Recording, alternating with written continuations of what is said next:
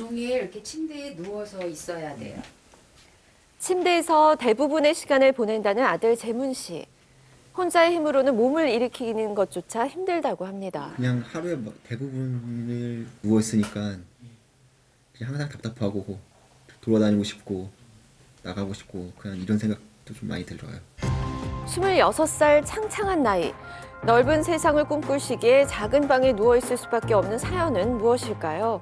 척수를 싸고 있는 이 척추가 이렇게 벌어지면서 이게 이제 이쪽이 측만이 와서 이쪽으로 이제 이쪽으로 이제 쇠를 이렇게 박은 거죠. 지지대 씹는. 일직선으로 유지돼야 하는 척추가 옆으로 휘어지는 증상이 나타났고 척추 측만증 수술을 받았습니다. 6년 전 아들이 진단받았던 신경 섬유종 증상이 척수에 나타난 겁니다. 이 때문에 벌어지고 휘어진 척추를 금속기기로 교정하고 지지해주는 수술이 이루어진 건데요. 수술 후 허리를 굽힐 수 없어 장애 3급 판정까지 받은 상태. 그래도 수술은 성공적이라 희망을 품고 있었다고 합니다. 네. 뭐 치료 다 잘 됐고, 그러니까 뼈도 잘 아물었고 결과도 좋다. 그러니까 한 달, 3달, 6달째까지 갔을 때 결과가 좋다 그래서 이제 요양만 잘하면 된다. 수술 후 9개월 동안 별다른 문제도 없었고 경과도 좋았다고 합니다. 보조기를 더 이상 착용하지 않아도 된다고 했지만 30분 이상 거동할 땐 늘 착용할 정도로 조심해서 생활했다고 하는데요. 그런데 그러던 중 예상치 못한 사건이 발생했습니다. 처음에는 뚜둑 소리가 났어요. 이게 어디서 나는 소리인지 몰랐고 그러고다가 한 20-30m 걸어가다가 다시 한 번 더 크게 뚜둑 소리가 났어요. 그 후로 걷지를 못할 정도의 통증을 느꼈어요, 그때. 한 발자국도 움직이지 못할 정도로 허리에 느껴졌던 극심한 통증. 과연 무슨 일이 벌어졌던 걸까요? 저 여기가 이렇게 쫙 절단이 된 거예요. 몸속에서 척추를 고정하고 있던 철심이 갑자기 부러진 겁니다. 지금은 부러진 철심을 제거하고 재수술을 받은 상태. 평생 몸에 지니고 가야 하는 기기인 만큼 고강도의 재료로 가격도 고가여서 쉽게 부러질 거라고는 생각지도 못했답니다. 무슨 일이었을까요? 황당하고 억울하죠. 누가 봐도 이건 상식적으로 봐도 이게 부러질 수 있는 게 아니에요. 그것도 걸어가다가 이게 왜 부러지냐고요.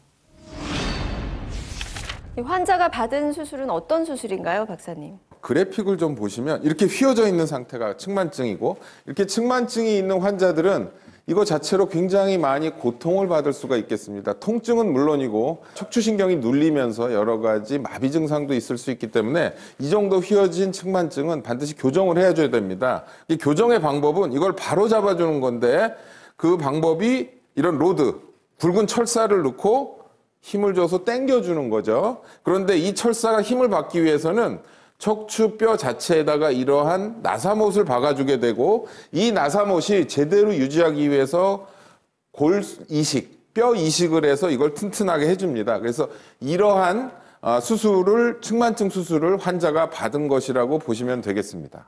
네, 제가 지금 들고 있는 이 철심이 허리 속에서 부러진 철심입니다. 이렇게 두껍고 단단한 철심이 걷다가 부러졌다는 게 사실 잘 이해가 되지 않는데 박사님, 이런 일이 가능한가요? 굉장히 드문 일이라고 할 수가 있는데요. 그 이유는 사실은 골유압이 잘 안 돼서 이 나사못이 잘 못 잡아주는 경우, 그다음에 수술 중에 기술적인 문제, 그다음에 이 기계 자체가 제조할 당시부터 결함이 있었을 가능성, 여러 가지가 있습니다만 지금 현재로서는 뭐가 원인인지는 확실히 알기는 굉장히 어렵습니다. 자, 가족은 문제는 발생했지만 원인에 대한 책임을 지는 사람은 없다고 말하고 있습니다. 가족들의 이야기 조금 더 들어보시죠.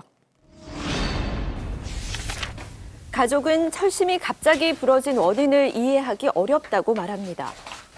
이거 한 번 수술하면 영구적이라고 제가 들었고요. 어떻게 선생님 이게 부러질 수가 있어요? 그랬더니 한 3% 정도가 그런 경우가 있다. 수술은 잘 됐다. 그냥 그렇게만 답변을 주셨어요. 병원 측에서는 가족에게 한 장의 서면으로 답변을 보내왔는데요. 수술상의 문제도 재료 불량도 아닌 환자의 질병 특성상의 문제라는 내용이었습니다. 답답함은 쉽게 해결되지 않았고 가족은 사용된 의료기기 자체에 문제가 있었던 것은 아닌지 의문이 들었다고 합니다. 제가 너무 답답해갖고 제품 나온데 거기를 알아서 제가 본사에도 방문을 했었어요. 똑같은 말씀을 하세요, 의사 선생님이랑. 3% 이런 경우가 있다. 그래서 3%가 그런 경우가 있다면 그게 불량 아니냐.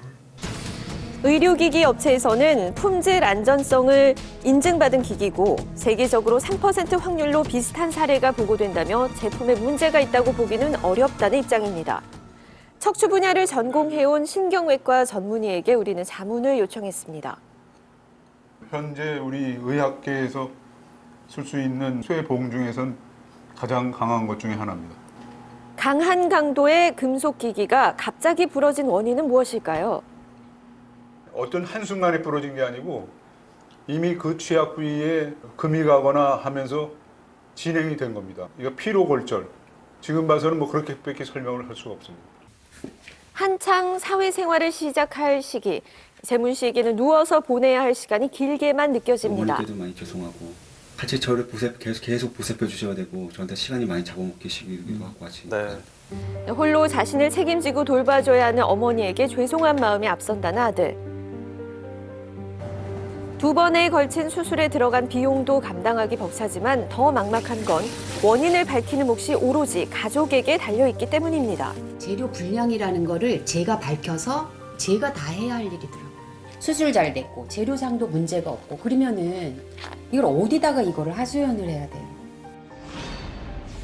네, 변호사님이 가족들 말대로 사용된 의료기기에 문제가 있었던 거라면 법적으로는 어떻게 볼 수 있을까요? 네, 우리나라에는 제조물 책임법이라는 것이 있는데요. 제조물 책임법 제3조를 보시면 네, 제조업자는 개조물의 결함으로 생명, 신체 또는 재산에 손해를 입힌 때에는 그 손해를 배상해야 한다고 규정하고 있습니다. 네. 그리고 이 제조물 책임법의 어떤 손해배상 책임 성립 요건에 관해서 대법원 판례를 보시면요.